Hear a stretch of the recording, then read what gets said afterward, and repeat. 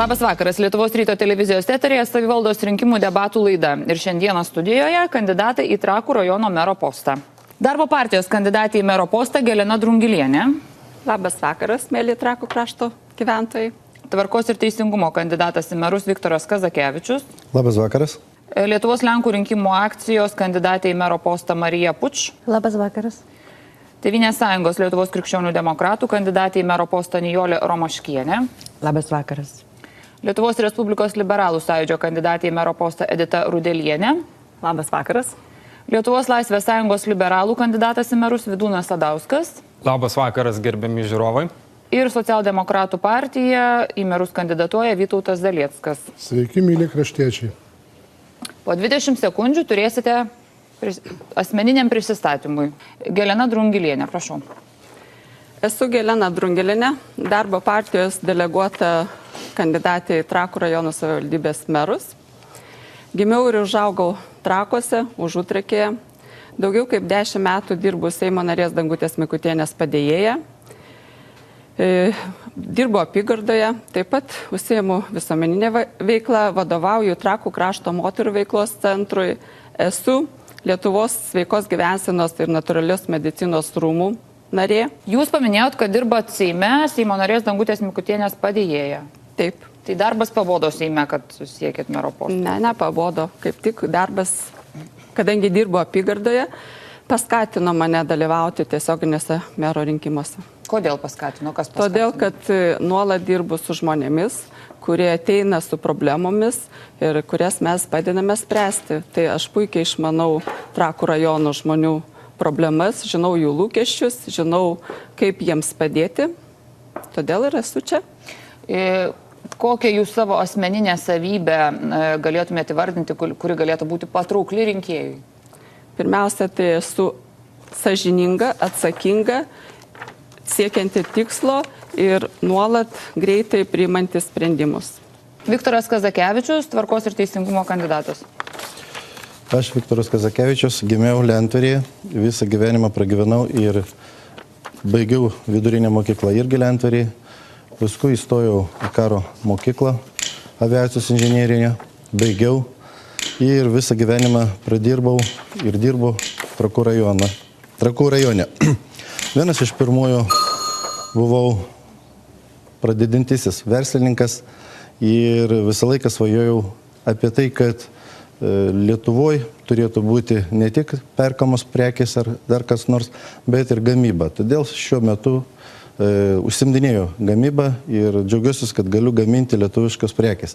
Jūs dabar esate verslininkas, kitaip sakant. Galbūt ne verslininkas daugiau, bet gamybininkas. Tai tokios politiko patirties nelabai turite, išskyrus tai, kad esate partijos narys? Ne, aš esu partijos Tvarka ir teisingumas Trakų skyriaus pirmininkas. Visą laiką palaikydavau savo partiją ir dirbdavau ne vienus jau metus šitoj, sakykime, srityje. Ir visą laiką domiuosis politiką ir iš tikrųjų man jinai yra svarbu. Bet postą turėjote tik tai partijoje, turiu omenyje. Na, tarkim, nebuvote taryboje, nedirbote. Ne, nebuvo. Bent jau jūsų biografijoje nematau, kad parašyta. Ne, nebuvo. Nemanot, kad galite pritrūkti patirties dirbdamas meru, dėl to, kad neturite jos, turiu omenyje, kad nedirbęs savivaldybėje, taryboje iki šiol? Aš skaitau, kad kiekvienas žmogus visą laiką turi kada nors pradėti tą darbą. Ir pradėjęs darbą, jį galim tik tai įvertinti, ar jisai sugeba tos darbus daryti ar ne. Ir be abejo pasistengsiu, kad tai būtų darbas, sakykime, mano labai sklandus ir atsakingas ir gilintis į tos problemos. Todėl skaitau, kad pasiruošęs pradėti tą darbą. Jūs mokytis ar dirbti ateinate? Aš ateinu dirbti, žinoma.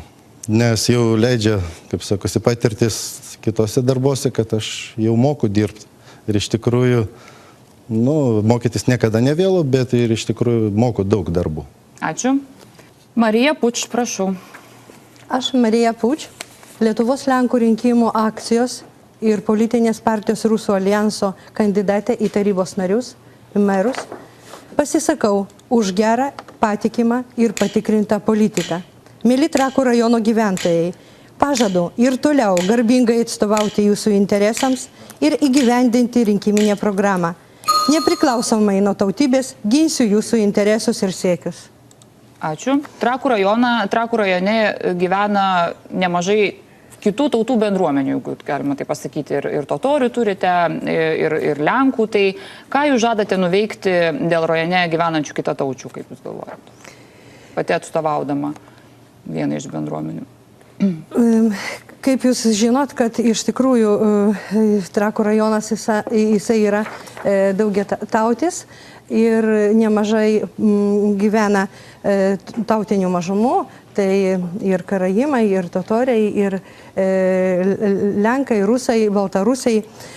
Manau, kad tiek metų dirbom neskiriant tautybių, dirbom visą laiką gyventojams, žmonių labui Trakų rajono ir kaip dirbom, tai manau tobulinsim tą darbą ir dirbsim dar geriau. Ačiū. Nijolė Romaškienė, prašau. Labadiena, gerbėmieji.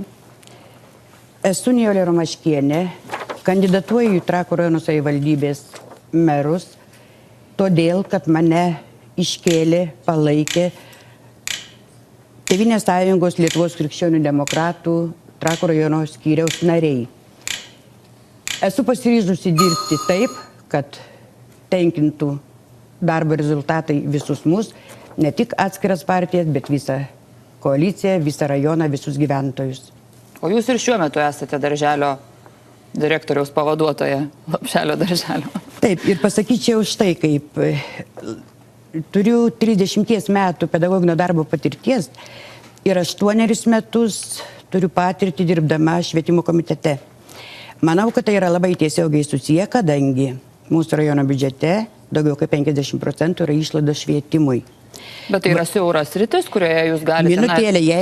Minutėlė, jeigu tai yra 50 keli procentai rajono biudžeto metinio, tai nėra siauras rytis. Patikėkite, nėra ką daryti. Aš turiu omeny, kad jūs nusimanote tik vienoje srityje šiuo atveju, švietime, taip? Tai žiūrėkite, už mano nugaros komandą, kurioje yra visų profesijų atstovai. Tai aš neįsivaizduoju, kad meras gali dirbti vienas. Aš pati esu komandos žmogus ir manau, kad visuomet bus tie, kurie patars kitais klausimais.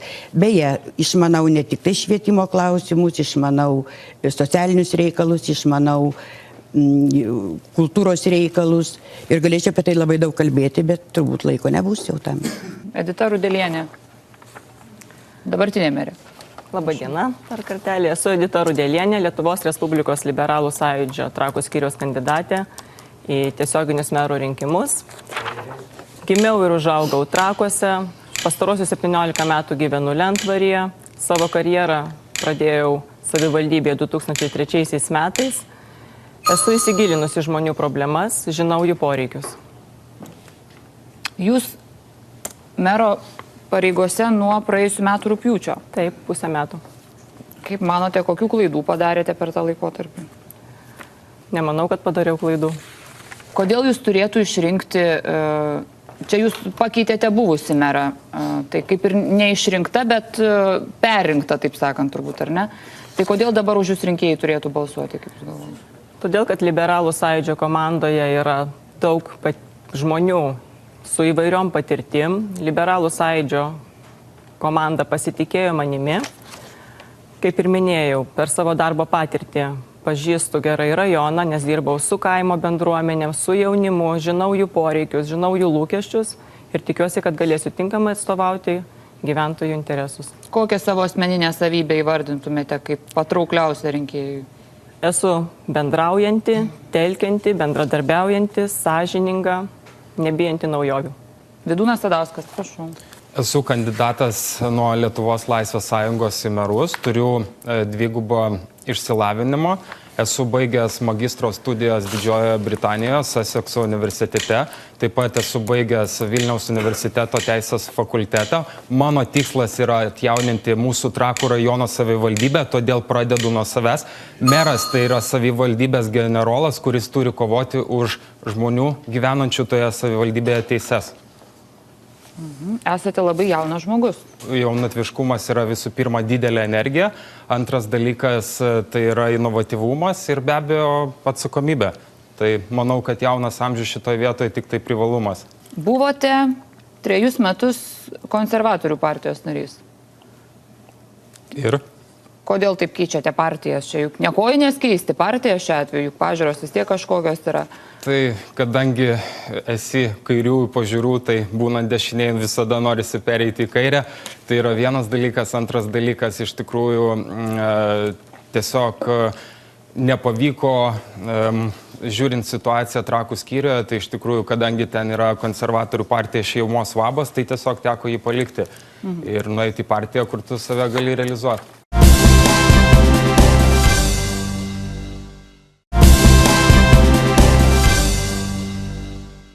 Labas vakaras, esu Vytautas Zalieckas, esu gimęs, augęs ir visą savo veiklą tęsęs Trakų rajone.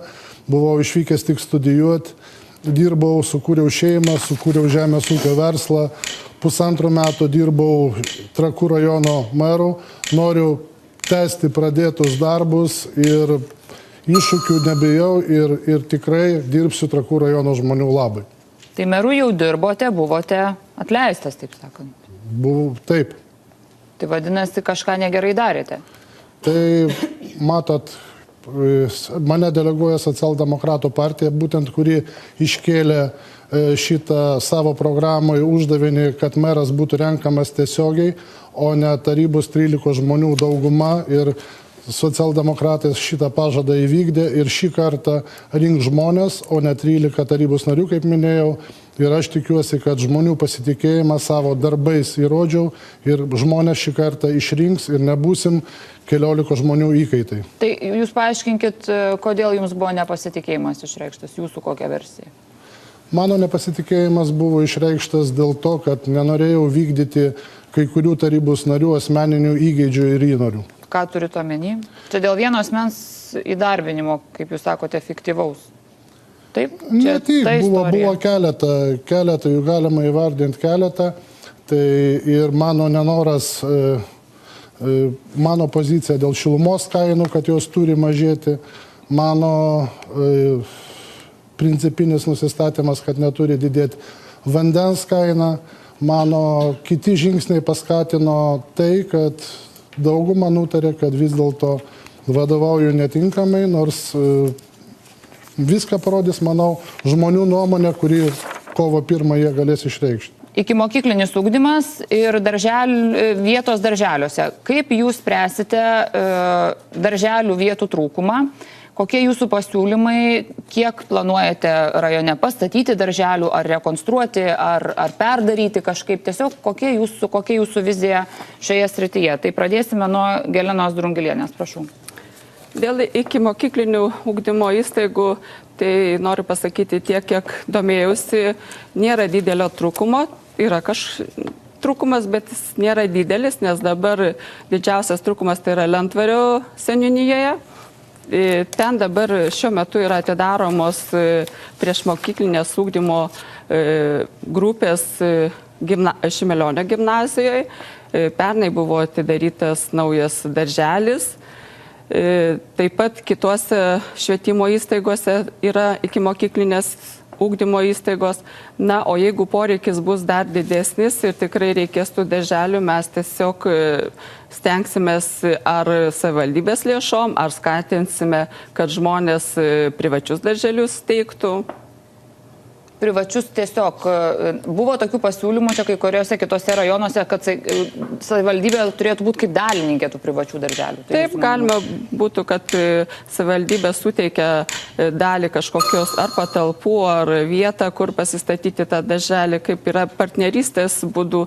Tai yra geras pavyzdys Vilniaus rajone Balsių mokykla, tai yra didžiulė mokykla pastatyta, tai darželį, manau, tikrai galima.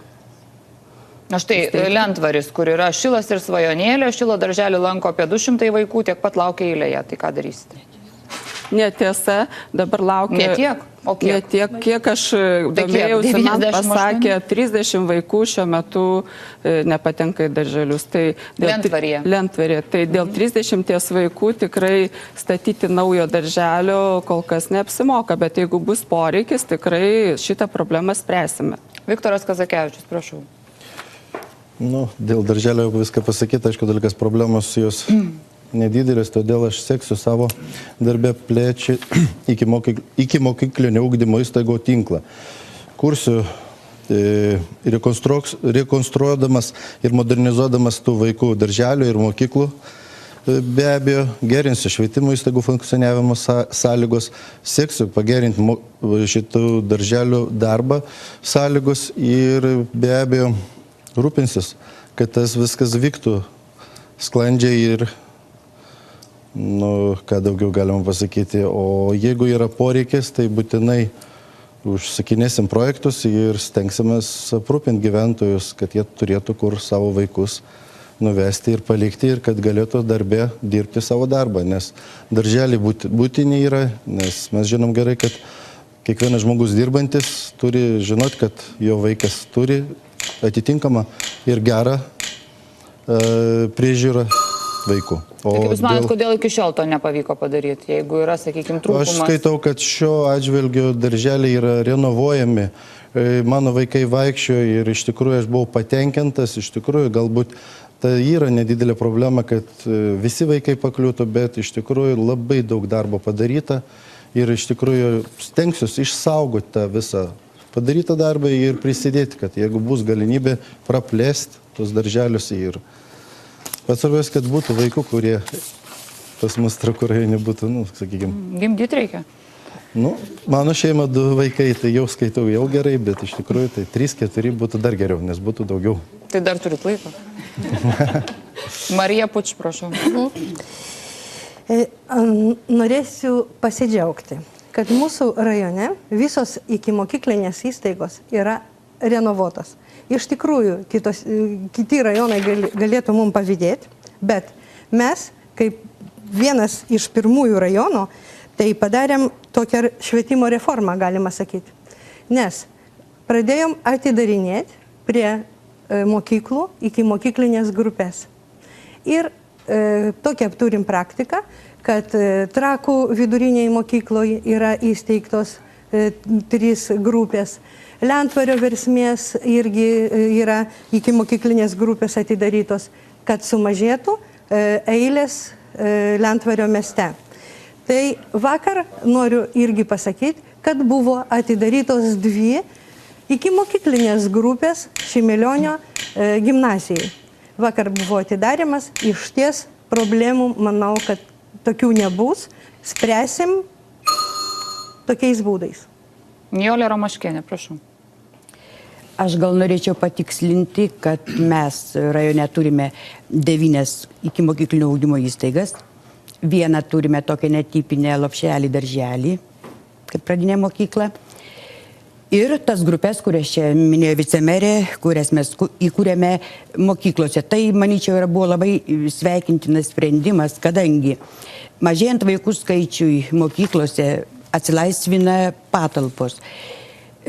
Kad jos liktų tuščios, tai būtų buvę tikrai neracionalu. Todėl sprendimas įrengti iki mokyklinės grupės mokyklose buvo, manau, protingas. Ir mes tai padarėm labai, sakyčiau, gausiai. Lentvario 3 gimnazijos, visose 3 yra iki mokyklinės grupės. Vakar, kaip čia buvo minėta, jau atidaryta 3. Trakuose vienoje iš mokyklų yra iki mokyklinė grupė ir taip tas tinklas plečiamas. Tai šiandien dabar dar dėl vakar dienos atidarimo grupės mes tikslių duomenų neturim, bet būtent to Šilo darželio direktorė minėjo, kad pas ją belieka 17 prašymų. Tai manau, daug rajonų galėtų mums pavydėti. Tai problemos nėra? Tai beveik kaip nėra, iš tikro. Nežinau, aš kiek radau informacijos, kad yra eilės ir visa kita, kandidatai programuose rašo, kad reikia tvarkyti eilės. Tai kodėl tada reikia rašyti? Čia užsiregistruoja nuo mažens. Edita Rudelienė, prašau, čia jūsų programoje įrašyta, kad kaip spręsite darželių vietų trūkumą, sudarydami bendrą eilę savivaldybėje, steigdami papildomas grupės. Taip, būtent apie bendrą eilę ir iš tikrųjų eilės mes, kai pradėjome dirbti prieš pusę metų, galima sakyti, mes ne ką padarysime, o ką jau padarėme, nes, kaip minėjote, viename darželyje Lentvaryje buvo 200 vaikų eilėje, kitoje 100 vaikų eilėje, bet tos eilės būdavo šiek tiek susidubliavusios, nes tėvai norėdami patekti į darželį, teikdavo prašymą ir į vieną, ir į kitą. Bet iš tikrųjų mes tą problemą pasižiūrėjome labai įdėmiai ir ją nepilnai išsprendėme, bet įsteigėme Lentvario Motiejaus Šimelionio gimnazijoje 2 vaikų grupės, 40 vaikų šiandien dieną jau lanko darželį, tai reiškia 40 šeimų gali dirbti ir nešti pajamas tiek į savo šeimas, tiek ir į mūsų rajoną ateis gyventojų pajamų mokestis ir tą mes galime plėsti ir toliau. Lentvaryje yra pradinė mokykla, kurioje yra prieš mokyklinė grupė ir jinai dirba tik iki pietų, mes planuojame jos darbo laiką pratęsti iki vakaro. Tai nereikės daug lėšų, reikės baldams šiek tiek pinigų ir taip pat atsilaisvins tada darželio grupės, darželio vietos kitose darželiuose. Vidūnas Sadauskas. Tai iš tikrųjų statistika yra tokia, kad Trakų mieste eilėje laukia apie 20 vaikų darželė, tai iš esmės problemos kaip nėra. Jeigu kalbėti apie Lentvario miestą, taip, domėjausi statistika, vaikų eilėje laukiančių yra apie 200. Dabar kategoriškai nepritarčiau tom idėjom, kurie sakė, kad reikia statyti privačius darželius. Iš tikrųjų, švietimo įstaigose, konkrečiai mokyklose, mokinių mažėja apytikriai apie 200 per metus. Vadinasi, reikia išnaudoti esamą infrastruktūrą ir jose kurti iki mokyklinės grupės. Iš esmės tas yra daroma, tačiau aš manyčiau, kad šita paslauga turėtų būti teikiama plačiau. Tai yra ne tik iki mokyklinės grupės teigiamos, tačiau ir įvairesnė veikla vykdoma darželiuose. Tai ir bibliotekų integravimas į jų mokymų procesą ir taip pat papildomas finansavimas. Tai būtų tokia pozicija. Ačiū. Vytautas Zalieckas, prašau. Tai mano nuomonė, tai yra 3 priemonės, ką tai galima daryti. Tai kaip ir sakė kolegos, kad prieš mokyklinių iki mokyklinių grupų steigimas mokyklose. Toliau, mano manimu, galima tam tikslui išnaudoti daugiau funkcinius centrus, kurie pas mus rajone yra statomi už europinius pinigus. Ir per šitą rinkiminę kampaniją, kai pas mus atvykdavo ir vyriausybės nariai, ir Seimo nariai, kurie yra atsakingi už tokių problemų sprendimą, mes diskutavom vieną tokį dalyką, kad grąžinti tą įstatymą, kai mamos turėjo sąlygas vaikus auginti namie ir gauti 2 metus 80% atlyginimo ir tai padėtų ir gimstamumui Lietuvoje. Tai dabar jau nuo sausio 1 lyg yra pakeista ten dėl motinystės. Bet tas įstatymas, kuris buvo iki to ir skatino ir gimstamumą Lietuvoje ir spręsdavo vaikų priežiūros problemas, jisai krizės metu buvo pakeistas. Dabar miestui Trakams suteikta kurortinės teritorijos statusas, toks teisingai. Ką Jūs manote apie kurortinio miesto statusą? Ar reikėtų Trakams šito statuso ir Jūs čia labiau naudą, ar tiksliau ar privalomus, ar trūkumus matote? Tai gal pradėkim vėlgi nuo Gelenos Drungilienės, prašau. Na, Trakai yra tikrai tokia vietovė patraukli visiems ir užsienio, ir Lietuvos turistams, tai manau, kad tikrai reikia siekti ir sieksime šito statuso. Kokią naudą matot? Kokią naudą? Tai nauda tai tikrai bus ir būsim daugiau remiami, turėdami šį statusą. Daugiau investuota bus į mūsų Trakus. Kur reikia investuoti Jūsų manimu? Į kokias turizmo, kokius taškus, ar kaip, sakykime, reiktų plėsti tą turizmo infrastruktūrą, ką gerinti, tvarkyti? Trakuose labai trūksta viešbučių, apgyvendinimo. Nepaslaptis, kad poilsiautojai turistai atvažiuoja tik dienai, tai norėtume, kad jie tikrai apsistotų ilgesniam laikui ir tai būtų nauda ir mūsų savivaldybė, nes ateitų investicijos į biudžetą mūsų. Tai ką Jūs darysite, kad, sakykime, tų viešbučių atsirastų daugiau? Bandysime kažkaip tai ieškoti sprendimų, kad jų tikrai rastų. Kokių sprendimų? Na, didžiausia tai problema yra mūsų kadangi mūsų teritorija yra Trakų istorinio nacionalinio parko teritorija, tai čia yra labai daug apribojimų. Tai reikės ieškoti sprendimų, kad galima būtų investuoti verslininkam į šitą sferą. Jūsų kolegė Dangutė Mikutienė čia buvo socialiniam tinkle paskelbusi, kad yra toks siekis keisti Trakų istorinio nacionalinio parko steigėją, kad kartu su Lietuvos Respublikos kultūros ministerija steigėjų galėtų tapti Trakų rajono savivaldybė. Taip. Tai yra mūsų siekis ir mūsų programai tai yra rašyta, todėl kad Trakai turi kaip ir du valdininkus, kurie tarpusavyje labai dažnai nesutarė. Yra bendri reikalai, kurio reikia spręsti. Tai yra ir teritorijų planavimas, ir bendrųjų planų, detaliųjų planų parengimas. Tai reikalingas ir nacionalinio parko institucijos parašai ir susitarti tarp šitų dviejų institucijų yra labai sudėtinga.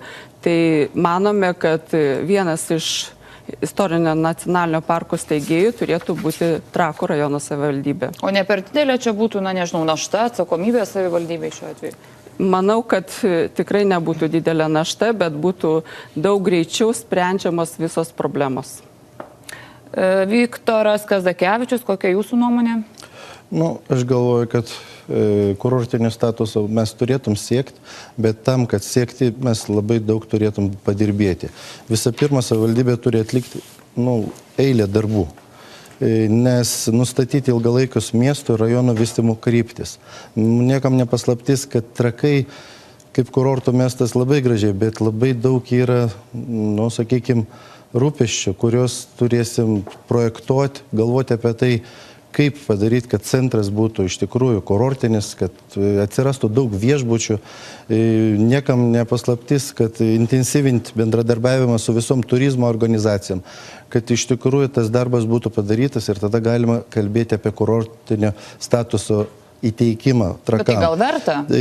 Verta, be abejo, todėl kad mes matom, kad turizmas yra tas rytis, kuri gali pritraukti turistų ir jinai į mūsų biudžetą atneš lėšus, kurios iš tikrųjų galėsim panaudoti, gerinant Trakų rajono gyventojus. Bet jūs, gerai, jūs kaip kandidatas į merus, jūs esate už tokį statusą, ar prieš, nelabai suprantu, jūs sakot, kad lyg ir norėtumėt, bet labai daug reikia darbų padaryti. Aš sakau, kad reikia daug darbų padaryti. Kurorto statusas už. Tai duos iš tikrųjų daug žmonėm, bet iš tikrųjų mes turėsim labai daug problemų išspręsti, nes daugiabučiai stovi tose vietose, kur galėtų atsirasti viešbučiai. Tai reikia galvoti, kaip iškelti tam tikrus administracijos pastatus ir suteikti galimybę infrastruktūrą turizmui suteikti. Kaip ir sakė, vien Trakai neišspręs kurorto miesto problemos. Turi būti visas rajonas tam dalykui įtrauktas. Turėtum daryti ne tik vien Trakai bus kurortas, bet tai turi gyventi kitos kaimo vietovės, kuris turi pritraukti turistą ir tada visą savaitę turistas pragyvens Trakų rajone ir išdžiaugsis, kad mes ne tik turime ežerų kraštą, bet ir galim suteikti, sakykime, parodyti karaimų tradicijos, jų, kaip sakosi, turėtum palaikyti, kad jie galėtų išreikšti savo, sakykime, tą kokie jie yra. Marija Puč, prašau. Taip, mes neturim kito pasirinkimo dėl Trakų kurortinio statuso, nes Trakų rajono strateginiam plane pagrindinė čia vizija 15-25 metų, kad ne tik visas kraštas Trakų rajono taps kurortiniu, nes darbų, kiek minėjo kolegos, netiek daug ir liko mum atlikti, nes aplinkelio jau projektas ruošiamas, viešbutis 5 žvaigždučių, kaip reikalaujama kurortui, irgi planuojamas pritaikyti, kur yra dabar mūsų slėnis. Ten planuojamas privatus kapitalas bus pritrauktas. Manot, vieno viešbučio pakaks? Manau, pradžiai pakaktų, nes mes turim tokių mažų viešbutėlių. Tai manau, kad čia būtų sprendimo, vienas iš sprendimo būdų. Tai kiek jūsų manimų dar metų prireiks, kad Trakai jau visiškai pasiruoštų tam kurorto statusui? Manau, kad iki 20 metų tikrai mes turėsim tą statusą. Mes to norim turėti.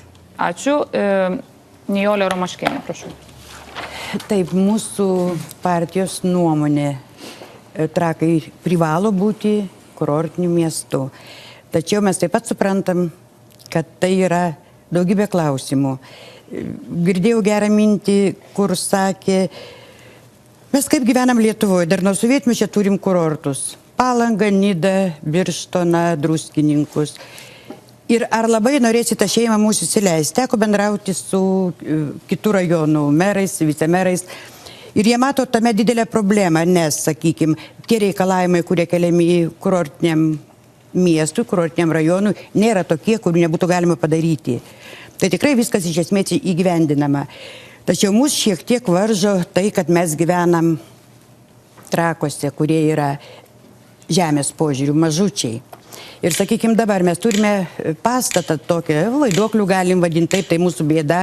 Kino teatras jūsų? Tai čia dar kitas bus klausimas. Mes dar vieną turim, didesnį, kuris yra didžiulė bėda. Labai tikėjomės investuotojų, tačiau buvo kaip tik tas sunkmetis, dabar liktai ir vėl nelabai tie geri laikai.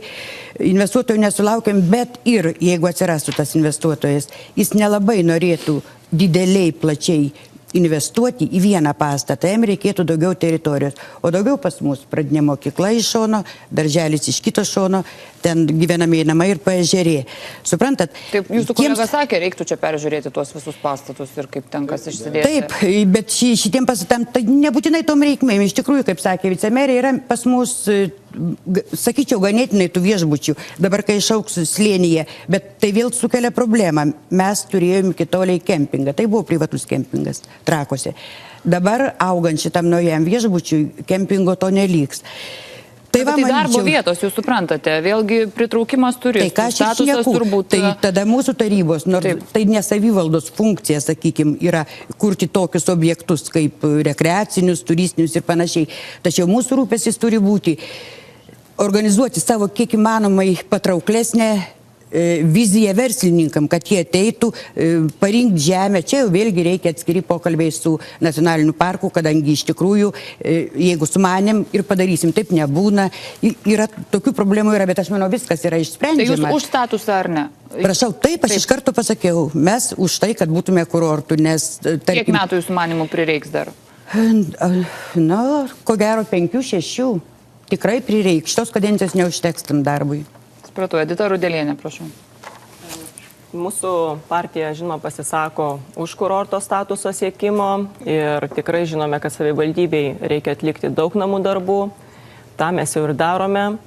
Yra nepritarta dar peržiūrima aplinkelio koncepcija, kuri privalo atsirasti tam, kad pasiekti kurortą, kad nebūtų sunkusis transportas per miestą, kad nevažiuotų. Taip pat, kaip jau minėjo kolegos, privalo atsirasti ir spa paslaugos, ir viešbutis 5 žvaigždučių. Šiandien dieną jau turime vieną investuotoją, kuris tą planuoja daryti, bet mano nuomonė to dar nepakankama, nes šiandien dieną Trakuose mes turime tik 5 viešbučius. Jeigu mums pavyktų bendradarbiauti su verslu, taip kaip mes jau pradėjome bendradarbiauti, buvo vykdomi susirinkimai, galbūt per viešos privačios partnerystės būdu mes galėtume panaudoti pastatus, kuriuos nenaudoja savivaldybė ir tai pritrauktų daugiau turistų ir mes tikrai pasiektume kurorto statusą. Tai ko dabar jūsų manimų dar reikia iki to kurorto statuso? Reikia dar daug. Aplinkelio, viešbučio, spa procedūrų, daugiau paslaugų, kurios trauktų turistus. Vidūnas Sadauskas, prašau. Tai turizmas yra Trakų vizitinė kortelė ir mes pasisakoma už tai, kad Trakų miestas turėtų kurorto statusą, tačiau čia iš esmės išgirdom labai daug pasakų, todėl kad Trakai niekada neturės kurorto statuso, kol valdys dabartinė valdančioji dauguma. Todėl, kad pirmas dalykas, mes turim didžiausias šilumos kainas, antras dalykas, turime didžiausias vandens kainas ir joks verslininkas niekada neinvestuos į Trakus. Mūsų valdžia keičiasi dažniau negu valiutų kursas Rusijoje, todėl tam, kad investuotų į Trakus, būtina sukurti stabilumą mūsų politiniai valdžioj. Antras dalykas, taip, sutinku, reikia vykdyti vyriausybės nustatytą reikalavimų aprašą. Tai yra ir aplinkelio statybos, tai yra kartu ir pakankamas viešbučių skaičius, tačiau pirmą pradėkim nuo politinio stabilumo mūsų rajone.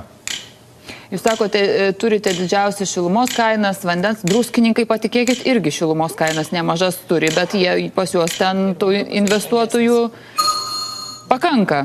Na, iš tikrųjų, dėl druskininkų aš negaliu atsakyti, tačiau reikia žiūrėti savo savivaldybę, o joks verslininkas nebus suinteresuotas investuoti į savivaldybę, kai turės didžiausius tarifus visų paslaugų, patikėkit manim.